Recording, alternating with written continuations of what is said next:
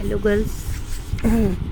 आज हम second unit को शुरू कर रहे हैं। सेकंड यूनिट जो है इंडियन इकोनॉमी हमारा सिलेबस है और इंडियन इकोनॉमी के अंदर सेकंड यूनिट जो है वो इंडिया के अंदर एग्रीकल्चर स्टेटस को एक्सप्लेन करती है, various aspect of agriculture sector in India. जैसा कि हम जानते हैं कि भारत के अंदर भारत एक कृषि प्रधान देश है। हम 10th क्लास तक यही पढ़ते आए हैं। अब तक हमने पढ़ा है कि भारत एक कृषि प्रधान देश है। तो भारतीय अर्थव्यवस्था को यदि आप सही ढंग से समझना चाहते हैं तो आपको कृषि के बारे में, कृषि से संबंधित विभिन्न पहलुओं के बारे में अच्छे से समझना पड़ेगा।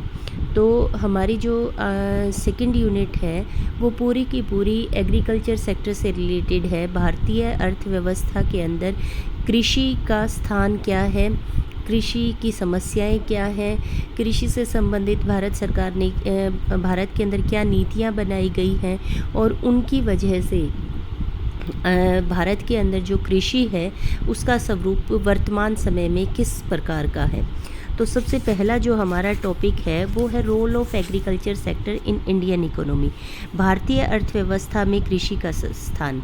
तो ये जो टॉपिक है मैं अभी आपको एक्सप्लेन तो हिंदी में कर रही हूँ, लेकिन साथ के साथ इस वीडियो के लास्ट में मैं आपको इसका इंग्लिश का कंटेंट भी साथ के साथ मैं इसका छोटा सा वीडियो बनाकर मैं भेज दूँगी। हो सकता है कुछ डाटाज और कुछ लाइनें अलग अलग हों, लेकिन जो हेडिंग्स हैं वो सारी सेम है। और आपका सीधा सीधा ये प्रश्न आता है कि कृषि भारतीय अर्थव्यवस्था में कृषि के क्या स्थान है, role of agriculture in Indian economy. तो आपको इसे सीधा का सीधा ये क्वेश्चन आपको तैयार करना है। तो हम शुरू करते हैं। बहुत छोटा सा है, कोई ज़्यादा बड़ा नहीं है। जैसा कि हम जानते हैं कि भारतीय अर्थव्यवस्था के अंदर एग्रीकल्चर जो है, कृषि क्षेत्र जो है वो उसकी रीढ़ की हड्डी है। एग्रीकल्चर सेक्टर के ऊपर पूरी अर्थव्यवस्था का विकास जो है वो निर्भर करता है। देश का सबसे बड़ा उद्योग होने के कारण कृषि देश के अंदर मोर देन 60% पॉपुलेशन इसके अंदर काम करती हैं, अराउंड 65%। 1947 में जब भारत आज़ाद हुआ था तो ये जनसंख्या का प्रतिशत जो है आपका 80%, more than 80% population was engaged in agriculture sector. तो एग्रीकल्चर सेक्टर का अगर हम अंग्रेज़ों के औपनिवेशिक काल के दौरान अगर हम भारतीय अर्थव्यवस्था में कृषि की स्थिति देखते हैं, असल औपनिवेशिक काल के दौरान क्या प्रारंभिक जो औपनिवेशिक काल था, थोड़ा सा मैं आपको इसके ऐतिहासिक जो इसकी बैकग्राउंड है 2 मिनट की मैं वो आपको एक्सप्लेन करती हूँ, ताकि आपको आगे की स्थिति समझ में आती रहे कि एग्रीकल्चर का वर्तमान स्थान ऐसा क्यों हुआ है। जब औपनिवेशिक काल की शुरुआत हुई उस समय पर भारतीय अर्थव्यवस्था, भारतीय जो कृषि क्षेत्र था वो उन्नत था और खेती बाड़ी जो है मुख्य तौर पर गांव के अंदर की जाती थी। गांव का मुख्य व्यवसाय होता था और हमारे जो गांव के अंदर खेती की जाती थी उसका स्ट्रक्चर अगर एक शब्द में अगर हम एक्सप्लेन करते हैं तो वो स्ट्रक्चर था सस्टेनेबल एग्रीकल्चर। वहाँ पर की जाती थी। सस्टेनेबल एग्रीकल्चर का क्या मतलब था कि उस गांव के लोगों की ज़रूरत की जितनी भी वस्तुएं होती थी वो सारी की सारी वहीं उसी गांव में उगा ली जाती थी और अपनी आवश्यकताओं के लिए गांव के लोगों को, एक गांव जो है अपनी आवश्यकताओं को पूरा करने में आत्मनिर्भर था और उसे अन्य स्थानों से या शहरों से किसी भी तरह की आर्थिक लेन देन की आवश्यकता नहीं थी। तो sustainable agriculture was our main feature prior to the British rule. अंग्रेजी शासन से पहले जो भारतीय अर्थव्यवस्था, भारतीय जो कृषि स्थिति थी वो आत्मनिर्भर या स्वयंस्फूर्तिक या सेल्फ सस्टेनेबल थी। लेकिन जैसे ही ब्रिटिश काल या औपनिवेशिक काल शुरू हुआ, भारतीय एग्रीकल्चर का जो भारतीय कृषि का ढांचा है वो बदल गया। कि अंग्रेजी शासन के दौरान जो एक बहुत बड़ा बदलाव किया गया था कि उससे पहले, अंग्रेजी शासन से पहले जो राजा होते थे, जो राजतंत्र था, वहाँ पर जो लगान लिया जाता था वो फसल के रूप में ही लिया जाता था। और उसकी जो मात्रा होती थी वो एक सामान्य दर होती थी, जिसको चुकाने में ग्रामीण क्षेत्र को ज़्यादा दिक्कत नहीं होती थी। लेकिन औपनिवेशिक शोषण के दौरान दो महत्वपूर्ण बदलाव किए गए, जिसके कारण भारतीय कृषि क्षेत्र का ये जो स्ट्रक्चर था आत्मनिर्भर का, स्वयं स्फूर्ति का या सेल्फ सस्टेनेबल का, ये ब्रेक हुआ। तो वो दो बदलाव थे। सबसे पहला बदलाव था लगान की मात्रा को बढ़ा देना, और दूसरा क्या था, लगान को अनाज के रूप में ना लेकर लगान को कैश के रूप में, मुद्रा के रूप में लेना था। तो कैश को जब मुद्रा के वो लगान को जब मुद्रा के रूप में लिया जाने लगा, तो ऐसी वस्तुओं का उत्पादन एग्रीकल्चर सेक्टर द्वारा किया जाने लगा कि जिसको वो बाज़ार में बेचकर मुद्रा कमाकर लगान को चुका सके। तो वो जो वस्तुएं थी जो पहले सेल्फ सस्टेनेबल के लिए या स्वयं प्रयोग के लिए वस्तुएं एग्रीकल्चर सेक्टर में उगाई जाती थी, वो बदल कर क्या हो गई, कमर्शियल क्रॉप्स, कैश क्रॉप्स की कैश क्रॉप्स उनकी जगह पर आ गई। अर्थात ऐसी वस्तुओं, ऐसी कृषि पदार्थों का उत्पादन किया जाने लगा जिनको किसान जो है बाज़ार में बेचकर मुद्रा के रूप में आय अर्जित कर सके और लगान को चुका सके। तो ये जो दो बदलाव थे, इसने ग्रामीण क्षेत्र की जो आत्मनिर्भरता थी उस स्ट्रक्चर को तोड़ दिया। तो on the eve of independence, जिस दिन भारत आज़ाद हुआ, तो उस दिन की अगर हम स्थिति देखते हैं तो हमारी जो एग्रीकल्चर सेक्टर था वो बेहद पिछड़ा हुआ था। पुराने कृषि के तौर तरीके अपनाए जाते थे, इरिगेशन पर कोई ख़ास ध्यान नहीं दिया गया था, और एग्रीकल्चर सेक्टर जो है वो एक पिछड़ी हुई स्थिति में था। लेकिन इन सब के बावजूद भी हम कृषि क्षेत्र का योगदान भारतीय अर्थव्यवस्था में नकार नहीं सकते। उसकी मुख्य वजह क्या है कि एग्रीकल्चर सेक्टर सबसे पहले इसका राष्ट्रीय आय में जो हिस्सा है, जब हम रोज़गार के हिसाब से कहते हैं कि हमारी उस समय पर 80% पॉपुलेशन थी, और आज भी जो ये पॉपुलेशन है आफ्टर 70 ईयर्स, 72-73 सालों के बाद भी भारतीय अर्थव्यवस्था, भारतीय कृषि क्षेत्र की जो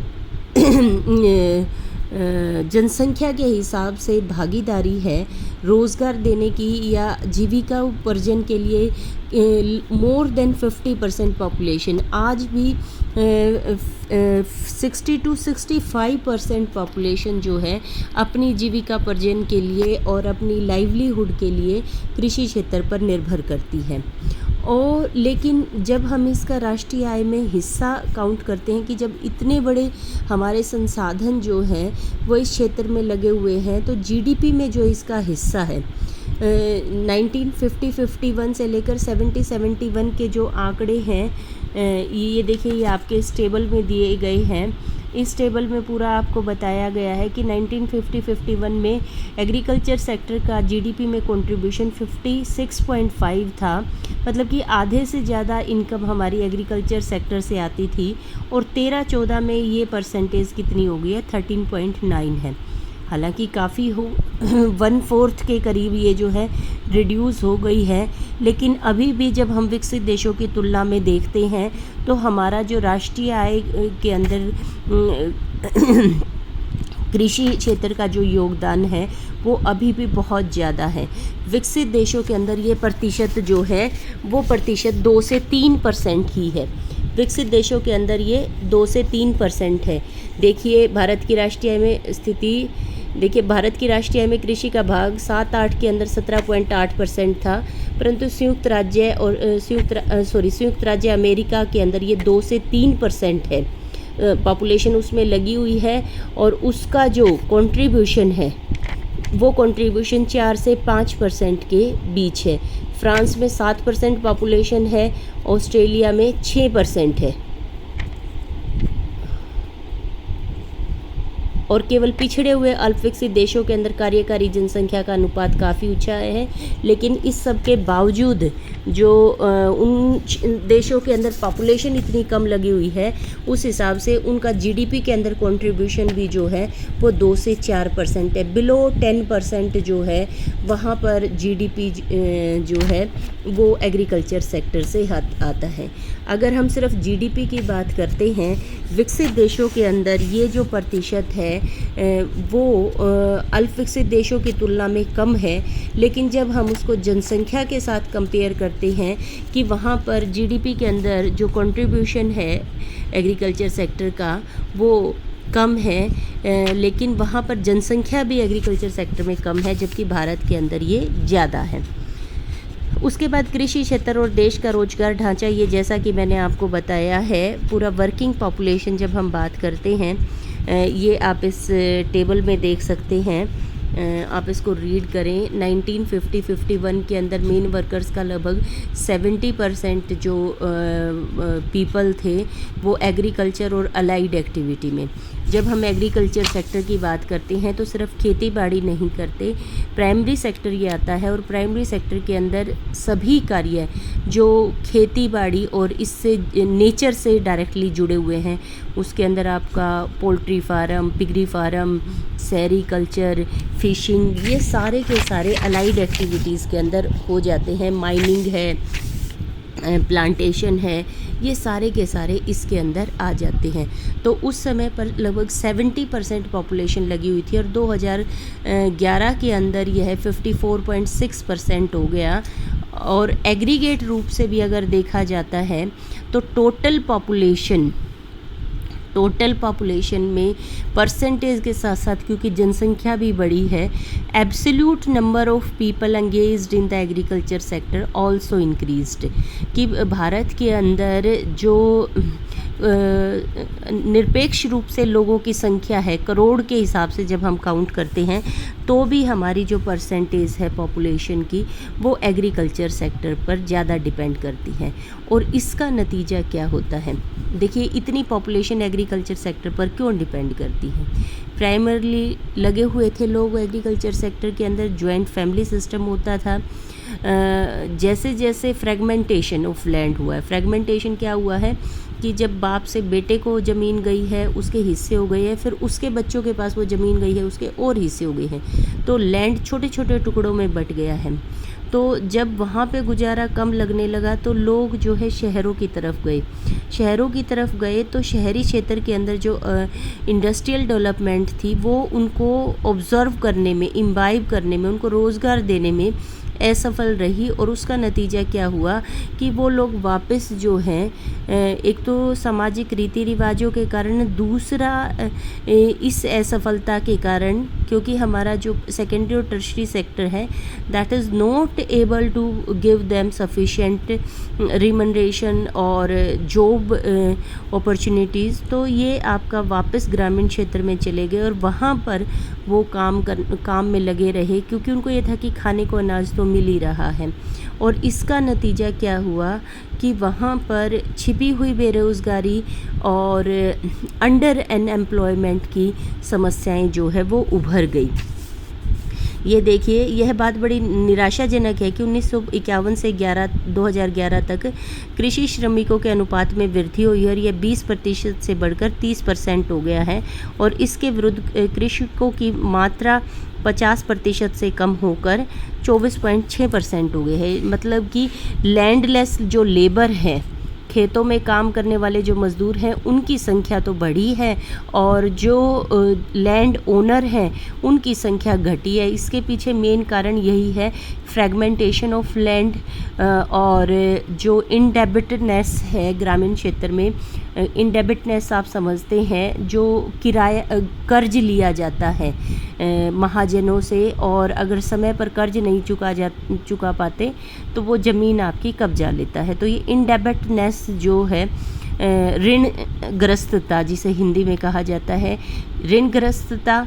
और दूसरा क्या है, फ्रेगमेंटेशन ऑफ लैंड के कारण आपकी number of agriculture labour, landless labour इसको कहा जाता है, लेबर जो खेतों में, दूसरों के खेतों में काम करते हैं बटाई पर या वेजेस पर, मजदूरी पर। तो इन मज़दूरों की संख्या बढ़ी है, 20 से 30% हो गई है, और जो लैंड ओनर्स हैं उनकी प्रतिशत 50% से कम होकर 24.6% है। श्रम शक्ति का 54.6% रोजगार प्राप्त करता है। यह सकल देशीय अनुपात का 2013-14 में केवल 13.9% योगदान देना है। आप इसको क्या करें कि आप इतने डाटा को एक टेबुलर फॉर्म में लिख सकते हैं और नीचे एक्सप्लेन कर सकते हैं कि ये स्थिति क्यों हुई है। जैसे लिखा हुआ है कि इसका अर्थ यह होगा, कृषि में काम करने वाले मजदूरों को प्रति व्यक्ति जीडीपी और गैर कृषि व्यवसाय में काम करने वाले श्रमिकों की तुलना में केवल 5वां भाग आय का मिलता है और इसमें लगातार गिरावट आ रही है। मतलब कि ग्रामीण क्षेत्र के अंदर लेबर की संख्या तो बढ़ रही है, लेकिन उसकी मजदूरी दर जो है वो कम है, बजाय कि जो एग्रीकल्चर इंडस्ट्रियल सेक्टर के अंदर जो लेबर काम कर रहा है। और ये आपका एक चिंता का विषय है। ये आपके डाटा जो हैं वो दिए गए हैं यहाँ पर। कृषि श्रमिकों कुल कार्यकारी जनसंख्या के अंदर इनका हिस्सा करोड़ों के अंदर जो ब्रैकेट में दिया गया है वो आपका परसेंटेज है, और जो आपका बाहर दिया गया है वो आपका करोड़ों के अंदर संख्या है। कि भूमि में कार्यरत जनसंख्या जिनमें 98 करोड़ है, और ये 26.3 करोड़ है 2011 में, और कृषिकों की संख्या 7 करोड़ है, और लेबर की संख्या 2.7 करोड़ है 1951 में, और 2011 में ये 11.87, मतलब कि एब्सोल्यूट नंबर तो बड़ा है, लेकिन टोटल पॉपुलेशन में इनका हिस्सा घट गया। 7 से 11 करोड़ हो गए हैं क्योंकि पॉपुलेशन बड़ी है, लेकिन टोटल पॉपुलेशन में ये जो हिस्सा है परसेंटेज, क्योंकि पॉपुलेशन भी तो 36 से बढ़कर 121 हो गई है, तो टोटल पॉपुलेशन में ये परसेंटेज घटी है। उसके बाद एग्रीकल्चर सेक्टर, चाहे मतलब कि नेगेटिव है ये रिज़ल्ट, लेकिन रोल ऑफ एग्रीकल्चर तो है ही कि अभी भी वो इतने लोगों को, जब इंडस्ट्रियल सेक्टर उन लोगों को रोज़गार नहीं दे पाता, तो आपका ग्रामीण क्षेत्र जो है सहारा बनता है, और एटलीस्ट इतनी % पॉपुलेशन को वो पेट भरने लायक जो है स्थान देता है। चाहे वहाँ बेरोज़गारी है, लेकिन उसके बावजूद भी जीविका पर्जन के लिए इतने प्रतिशत लोग प्रत्यक्ष और अप्रत्यक्ष रूप से प्रत्यक्ष रूप से कृषि क्षेत्र पर निर्भर करते हैं। उसके बाद है औद्योगिक विकास के लिए कृषि का महत्व। इंडस्ट्रियल सेक्टर की डेवलपमेंट के लिए भी एग्रीकल्चर सेक्टर की डेवलपमेंट होनी बहुत ज़रूरी है, क्योंकि इंडस्ट्रियल सेक्टर के लिए जो कच्चा माल होता है वो सारा कहाँ से आता है, वो आपका एग्रीकल्चर सेक्टर से आता है। और दूसरा क्या होता है कि इंडस्ट्रियल सेक्टर के अंदर जो लेबर काम करती है उसकी पेट भरने के लिए, उसकी सस्टेनेबिलिटी के लिए जो रिसोर्सेज आते हैं वो कहाँ से आते हैं, एग्रीकल्चर सेक्टर से। यदि एग्रीकल्चर सेक्टर के अंदर फूड प्रोडक्शन नहीं होगी या कम होगी, तो उसका सीधा सीधा असर जो है इंडस्ट्रियल सेक्टर पर पड़ता है कि वहाँ से एग्रीकल्चर सेक्टर से 3 चीज़ें आती हैं इंडस्ट्रियल सेक्टर को। एक तो उनके उद्योगों के लिए कच्चा माल आता है, दूसरा ग्रामीण क्षेत्र के द्वारा औद्योगिक क्षेत्र के सामान के लिए मांग की जाती है। भाई गांव से आए, पंखे खरीद लिए, कपड़े खरीद लिए, जूते खरीद लिए, तो एग्रीकल्चर सेक्टर के अंदर अगर इनकम अच्छी होती है तो इंडस्ट्रियल सेक्टर के लिए डिमांड बढ़ती है, क्योंकि मोर देन 50% 65% लगभग पॉपुलेशन हमारी गांव में रिसाइड करती है। और तीसरी चीज़ क्या है, अगर एग्रीकल्चर प्रोडक्शन सही ढंग से नहीं होती तो वो शहरी क्षेत्र के अंदर मुद्रास्फीति के जिम्मेवार बनती है, क्योंकि एग्रीकल्चर प्रोडक्शन अगर सही ढंग से नहीं बढ़ती तो वहाँ पर क्या होता है कि जो खाद्य पदार्थ होते हैं, फूड प्रोडक्ट्स होते हैं, उनकी सप्लाई कम होने की वजह से उनकी कीमतें बढ़ जाती हैं, और कीमतें बढ़ने से इन्फ्लेशन बढ़ जाता है, और इन्फ्लेशन बढ़ने से जो इंडस्ट्रियल सेक्टर का सरप्लस होता है वो सारा का सारा इन्फ्लेशन खा जाता है, और वहाँ पर जो है आगे इन्वेस्टमेंट करने के लिए रिसोर्सेज कम बचते हैं।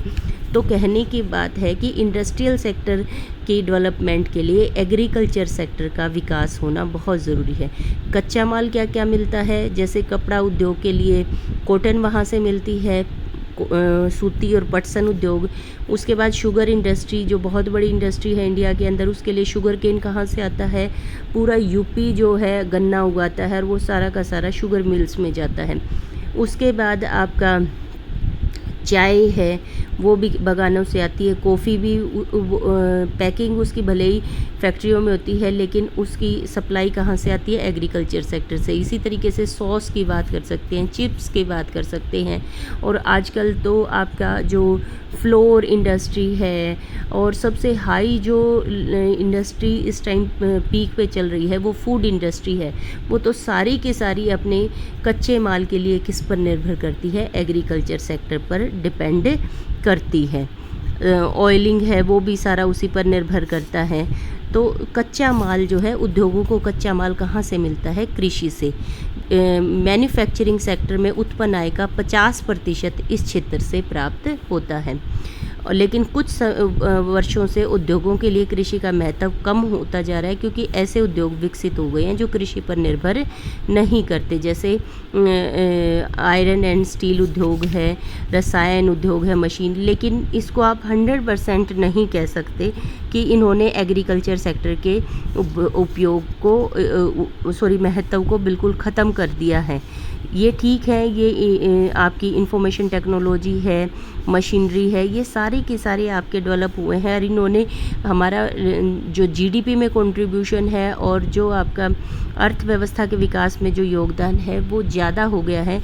लेकिन उसके बावजूद भी यहाँ से एग्रीकल्चर सेक्टर का इम्पोर्टेंस कम नहीं हुआ है, क्योंकि ये देखिए एग्रीकल्चर सेक्टर से क्या आती है, डिमांड आती है खासकर छोटी इंडस्ट्रीज़ के लिए, जो स्मॉल स्केल इंडस्ट्रीज़ होती हैं उनके लिए रॉ मटेरियल सारा का सारा। हैवी इंडस्ट्रीज़ भले ही डिपेंड ना करती हों, लेकिन स्मॉल स्केल इंडस्ट्रीज़ जो हैं वो बिल्कुल आपकी एग्रीकल्चर सेक्टर पर डिपेंड करती हैं। ये 3 पॉइंट मैंने आपको बताए हैं, वो आपके इसमें लिखे नहीं हुए हैं आप, लेकिन उसको जो मैंने बोला है, तीनों पॉइंट मैंने स्टार्टिंग में बताए हैं, उनको आप अपने उसमें लिख ज़रूर लें नोट्स बनाते वक्त। उसके बाद 4th इसका कंट्रीब्यूशन है कि अंतर्राष्ट्रीय व्यापार के क्षेत्र में भी कृषि का महत्व है। जो एग्रीकल्चर प्रोडक्ट्स होते हैं उनका एक्सपोर्ट किया जाता है। मेनली इंडिया की अगर हम बात करें एक्सपोर्ट्स के अंदर, मोर देन 50% हमारा जो एक्सपोर्ट के अंदर हिस्सा है वो एग्रीकल्चर प्रोडक्ट का है। कौन कौन से? एक तो आपका कॉटन है, इंडियन कॉटन बेस्ट कॉटन है ऑल ओवर द वर्ल्ड। तो टेक्सटाइल इंडस्ट्री सबसे बड़ी एक्सपोर्टिंग सेक्टर है हमारा, कपड़ा उद्योग जिसे कहते हैं। तो कपड़ा उद्योग जो एक्सपोर्ट करता है, कॉटन का जो एक्सपोर्ट किया जाता है, कपड़े का जो एक्सपोर्ट किया जाता है, उसके लिए जो कच्चा माल है कॉटन, वो कहाँ से आता है, एग्रीकल्चर सेक्टर से आता है। तो टेक्सटाइल इंडस्ट्री, कॉटन टेक्सटाइल जो है वो सारा का सारा एग्रीकल्चर पर डिपेंड करता है। इसके बाद जूट है, जूट भी पूरा का पूरा एग्रीकल्चर सेक्टर पर डिपेंड करता है। और तीसरा जो है हमारा टी है। तीसरा क्या है हमारा? टी है। टी हमारे भारत का विश्व के अंदर चाय उत्पादन में पहला स्थान है। तो सबसे पहले जो ज़्यादा चाय है, उसके अलावा है तंबाकू, तेल निकालने के बीज, और एक चौथी चीज़ जो इम्पोर्टेंट है स्पाइसेस, गरम मसाले, काली मिर्च है और कार्डामम है, इलायचीज़ हैं। ये गरम मसाले जितने के जितने हैं, इनका भारत बहुत बड़ा एक्सपोर्टर है। शुरू के 5 उत्पादकों में आता है। उसके बाद सिसमे है। इन वस्तुओं के उत्पादन में भारत जो है वो बहुत ऊपर आता है। तो देखिए 1950-51 में लगभग 70% था। इसमें कृषि से बनी हुई वस्तुओं जैसे पटसन और कपड़ा भी शामिल था। पिछले 2 दशकों के दौरान यातायात के विविधीकरण, डाइवर्सिफिकेशन ऑफ एक्सपोर्ट के कारण ये आपका प्रतिशत जो है वो थोड़ा सा घट गया है, 12.3% हो गया है। लेकिन इसके बावजूद भी भारत का जो एडिबल ऑयल्स होते हैं उनका निर्यात, ये गलत लिखा हुआ है, निर्यात जो है वो बहुत तेज़ी से बढ़ा है। इसके अंदर तिल का तेल होगा, तिलन के तेल जो है, सिसमे का, रेपसीड और मस्टर्ड का, ये जो तेल है, मूंगफली का तेल, इनका उत्पादन भारत में बहुत बड़ा है और निर्यात इनका अंतर्राष्ट्रीय स्तर पर काफ़ी इसकी मांग बढ़ी है। लास्ट इसका जो कंट्रीब्यूशन है वो है आर्थिक विकास में कृषि क्षेत्र का योगदान। अगर हम बात करते हैं कैपिटल फॉर्मेशन के लिए, एक शब्द और आता है, वो इसमें नहीं बताया गया, जो इन्होंने आर्थिक आयोजन के लिए कृषि के क्षेत्र का कार्यभारण किया गया है। इसमें बताया कि एग्रीकल्चर सेक्टर के महत्व के लिए बहुत इम्पोर्टेंट जो रोल है एग्रीकल्चर सेक्टर का, वो है इंफ्रास्ट्रक्चरल डेवलपमेंट के लिए, कि रेलवे और सड़क मार्ग का अधिकांश व्यापार कृषि वस्तुओं को लाने ले जाने के लिए होता है, और कृषि वस्तुएं दूर दराज के इलाकों में उगाई जाती हैं, तो उसको लाने ले जाने के लिए हमारा इंडस्ट्रियल और इंफ्रास्ट्रक्चर का विकास हुआ है। अंतर्देशीय व्यापार की वस्तुएं भी मुख्यतः कृषि वस्तुएं हैं। इसके अतिरिक्त अच्छी फसल के कारण किसानों की क्रय शक्ति बढ़ जाती है और उद्योग निर्मित वस्तुओं की मांग और कीमतें बढ़ जाती हैं, इसलिए उद्योगों की प्रगति होने लगती है। जो मैंने आपको पिछले पॉइंट में बताया था कि एग्रीकल्चर न केवल कच्चे माल की सप्लाई करता है, बल्कि तैयार सामान के लिए इंडस्ट्रियल जो प्रोडक्ट्स होते हैं उनके लिए डिमांड भी जनरेट करता है। और जब एग्रीकल्चर प्रोडक्ट की सप्लाई कम पड़ जाती है तो कीमतें भी बढ़ जाती हैं। जो इन्फ्लेशन होता है इकोनॉमी के अंदर, वो बढ़ जाता है। ये बहुत इम्पोर्टेंट संबंध है, रोल है एग्रीकल्चर सेक्टर का इकोनॉमी के अंदर। तो वो कहते हैं कि यदि फसल बुरी हुई तो व्यापार में मंदी आ जाती है। एग्रीकल्चर सेक्टर में 1% ग्रोथ होने पर भारत के अंदर पूरी जीडीपी के अंदर ज़्यादा ग्रोथ होती है in comparison to 1% growth in industrial sector. मतलब कि एग्रीकल्चर में भी उतनी ही ग्रोथ होती है और इंडस्ट्रियल सेक्टर में भी उतनी ही ग्रोथ होती है। तो नेशनल इनकम एग्रीकल्चर इनकम में 1% इंक्रीज़ होने से ज़्यादा बढ़ता है in comparison to industrial output के इंक्रीज़ होने से। तो एग्रीकल्चर का रोल जो है वो ना केवल आपका इंफ्रास्ट्रक्चर डेवलपमेंट में है, एग्रीकल्चर से एक्सपोर्ट में है, और इंडस्ट्रियल डेवलपमेंट में है, एम्प्लॉयमेंट में है, और जीडीपी में है। इसके अलावा कैपिटल फॉर्मेशन 3 पॉइंट और लिख लीजिए। इंग्लिश की बुक में आपको लिखे गए हैं। दोनों को मिलाकर रोल ऑफ अगर agriculture sector in Indian economy बात करोगे तो आपके 7 पॉइंट करीब बनते हैं। इस हिंदी मीडियम की बुक में नहीं दिया हुआ, लेकिन आप इसको ऐड कर लें, अपनी नोटबुक में लिख लें। डाटा आपको इंग्लिश का जो मैं मटेरियल दे रही हूँ उसमें मिल जाएगा कि एग्रीकल्चर सेक्टर का जो छठा रोल होता है वो होता है कैपिटल फॉर्मेशन में। एग्रीकल्चर सेक्टर की जब इनकम बढ़ती है तो वहाँ के लोग जो है सेविंग करते हैं, सरप्लस जनरेट करते हैं, लुईस थ्योरी है। और जब वो सरप्लस जनरेट करते हैं तो उस सरप्लस को वो बैंकों में जमा करके या अपने बच्चों को पढ़ाकर जब वो इंडस्ट्रियल सेक्टर में भेजते हैं तो वो अपना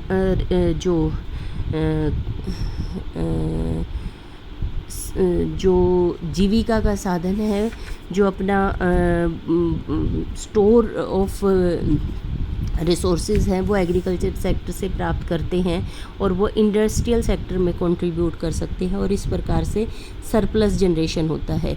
किसानों की आय ज़्यादा होती है तो वो टैक्स पेइंग के द्वारा या फिर अन्य तरीक़ों से आय में वृद्धि करके अर्थव्यवस्था के अंदर योगदान दे सकते हैं कैपिटल फॉर्मेशन में। उसके बाद नेक्स्ट जो कंट्रीब्यूशन होता है एग्रीकल्चर सेक्टर का नेशनल इनकम में, वो है आपका रॉ मटेरियल हो गया, कंट्रीब्यूशन हो गया, हाँ, फूड सिक्योरिटी का। सबसे इम्पोर्टेंट क्या है? फूड सिक्योरिटी का। एग्रीकल्चर सेक्टर जो आगे कंट्रीब्यूशन करता है, यहाँ तक आपका ये ख़त्म हो गया है हिंदी का। उसके बाद इंग्लिश का मैं आपका शुरू कर रही हूँ। एग्रीकल्चर सेक्टर जो लास्ट कंट्रीब्यूशन करता है वो करता है फूड सिक्योरिटी का। जैसा कि मैंने आपको पहले बताया, इंडिया के अंदर इन्फ्लेशन का एक महत्वपूर्ण कारण क्या रहा है कि यहाँ पर जिस साल भी फसल अच्छी नहीं हुई है उसी साल आपके मार्केट के अंदर सामान की जो कीमतें हैं वो बहुत बड़ी हैं, और सामान की जब कीमतें बढ़ती हैं तो इंडस्ट्रियल सेक्टर के लिए भी सामान की कीमतें बढ़ती हैं और इन्फ्लेशन जो है वो जनरेट होता है। जो चाहे लड़कियों आप इंग्लिश मीडियम के हो चाहे आप हिंदी मीडियम के हो, वो आप दोनों के दोनों ही इसमें पढ़ेंगे। देखिए थर्ड पॉइंट इसमें जो दिया हुआ है, provision of food surplus to the expending population. तो ये आप हिंदी मीडियम वाली लड़कियां इसको लिखेंगी कि कृषि क्षेत्र का भोजन उपलब्धता में योगदान रहता है। अर्थव्यवस्था के अन्य क्षेत्रों के लोगों के लिए भोजन उपलब्धता में योगदान रहता है। और इसको हम यहाँ पर देख सकते हैं, मैंने आपको बताया है कि the food inflation is more one of the basic reason for inflation in India. Food items का जो इन्फ्लेशन होता है वो बहुत बड़ा कारण है। भारत के अंदर क्या है, इतनी ज़्यादा बड़ी संख्या में लोग एग्रीकल्चर सेक्टर पर डिपेंड करते हैं, उसके बावजूद भी जनसंख्या इतनी तेज़ी से बढ़ रही है कि वो भारत की भोजन संबंधी आवश्यकताओं को पूरा नहीं कर पाती है। और इंडिया के अंदर income elasticity, demand for food, कि जैसे ही लोगों की आय बढ़ती है वो भोजन के लिए अधिक मांग करना शुरू कर देते हैं। और हाई होने के कारण डेवलप्ड नेशंस में नहीं बढ़ती, लेकिन डेवलपिंग नेशन में, क्योंकि वो बिलो स्टारवेशन होते हैं, भूखमरी के नीचे होते हैं, और जैसे उनकी इनकम बढ़ती है वो भोजन की मांग भी बढ़ा देते हैं। तो ऐसी स्थिति में कृषि क्षेत्र की उत्पादकता को इग्नोर नहीं किया जा सकता। उसके बाद ये जो फोर्थ पॉइंट है, ये भी आपकी हिंदी मीडियम की बुक में नहीं है, इसको ऐड कर लें। Contribution to the capital formation है। Generation of surplus from the agriculture sector will ultimately depend on the increasing the agriculture productivity considerably. और सरप्लस ज़्यादा उत्पादन करके उसको बाज़ार में बेचकर किसानों की आय को बढ़ाया जा सकता है। और उसके बाद उस सरप्लस को इंडस्ट्रियल सेक्टर और अन्य उत्पादक क्षेत्रों में ट्रांसफ़र किया जा सकता है। कैसे? ट्रांसफ़र ऑफ लेबर और capital from the farm to the non farm activity. मतलब कि कृषि क्षेत्र से अकृषि क्षेत्रों में लेबर और कैपिटल को ट्रांसफ़र किया जाए। टैक्सेशन लगाया जाए एग्रीकल्चर सेक्टर पर, जो बड़े किसान हैं और जहाँ पर सरप्लस ज़्यादा जनरेट होता है उनके ऊपर टैक्स लगाकर वो सरप्लस को लिया जाए और उसको दूसरे क्षेत्रों में निवेश किया जाए। और turning the terms of trade against agriculture by imposing price control, ये बिल्कुल नॉनसेंस स्टेटमेंट है। I am not agree with the statement. तो आप इसको अवॉइड करें कि एग्रीकल्चर सेक्टर हमारा जो वर्तमान में भी कॉन्फ्लिक्ट चल रहा है, वो कॉन्फ्लिक्ट ये कहता है कि हम एग्रीकल्चर को प्रॉफिट के हिसाब से बिल्कुल भी ना देखें, क्योंकि एग्रीकल्चर सेक्टर ठीक है जब वो हमारी बेसिक नीड्स पूरी कर जाता है, उसके बाद वो सस्टेनेबिलिटी को उसके बाद वो इंडस्ट्रियल और प्रॉफिटेबिलिटी को देखा जाए। लेकिन जब बात एग्रीकल्चर सेक्टर की हो जाती है तो हम खाली इकोनॉमिक और प्रॉफिट अर्निंग सेक्टर के तौर पर इसको नहीं देख सकते। Here we have to adopt a approach which is known as the sustainability approach. हमें मतलब कि सस्टेनेबिलिटी अप्रोच को, सस्टेनेबिलिटी होते हैं निर्वाह की। भाई भोजन हमारी जो है कोई लग्जरी नहीं है, भोजन हमारी बेसिक आवश्यकता है। अगर हमारा कृषि क्षेत्र नहीं रहेगा और वहाँ पर फार्मर्स के प्रॉफिट को अगर क्रैब करने की कोशिश की जाएगी प्राइस कंट्रोल के माध्यम से और टर्म्स ऑफ ट्रेड उनके अगेंस्ट करके, तो एग्रीकल्चर सेक्टर को आप सरप्लस अपने पास लेने लग जाओगे तो एग्रीकल्चर सेक्टर बिल्कुल ख़त्म हो जाएगा। और एग्रीकल्चर सेक्टर ख़त्म हो गया तो we can't survive without food. हम भोजन के बिना ज़िंदा नहीं रह सकते, हम एग्रीकल्चर प्रोडक्ट्स को खाकर ज़िंदा नहीं रह सकते। तो ये वाला जो थर्ड पॉइंट है, I do not agree with this and depends on the you. अगर आप एग्री करते हैं तो आप इसको लिख सकते हैं, लेकिन मुझे लगता है मैं इस पॉइंट से बिल्कुल एग्री नहीं करती हूँ। हाँ ठीक है, कैपिटल फॉर्मेशन, आप एग्रीकल्चर सेक्टर के अंदर इतनी आय बढ़ाओ कि आप टैक्सेशन के द्वारा वहाँ से सरप्लस ले सकते हो। लेकिन टर्म्स ऑफ ट्रेड और प्राइस, क्योंकि सारे ही किसान बिग फार्मर्स नहीं हैं, छोटे फार्मर्स भी हैं, आप उनके अगेंस्ट टर्म्स ऑफ ट्रेड और प्राइस कंट्रोल करोगे तो स्मॉल और मार्जिनल फार्मर्स को, मैंने आपको बताया कि इंडिया के अंदर मोर देन 85% जो फार्मर्स हैं वो मार्जिनल फार्मर हैं, यानी कि जिनके पास 1 हेक्टेयर की भी खेती बाड़ी नहीं है। तो ऐसी स्थिति में आप उनके खिलाफ कीमतें कम करके तो वो फार्मर सर्वाइव नहीं कर पाएंगे। तो एग्रीकल्चर सेक्टर को ये नेगेटिवली अफेक्ट करेगा। उसके बाद ये जितने भी पॉइंट्स हैं ये आपका पूरा का पूरा सेम वही है जो हिंदी में और इंग्लिश में है। डाटा थोड़ा सा वेरी कर सकता है क्योंकि अलग अलग राइटर्स की बुक है, तो आप इसको पढ़ लें। ये सारे पॉइंट मैं आपको करवा चुकी हूँ।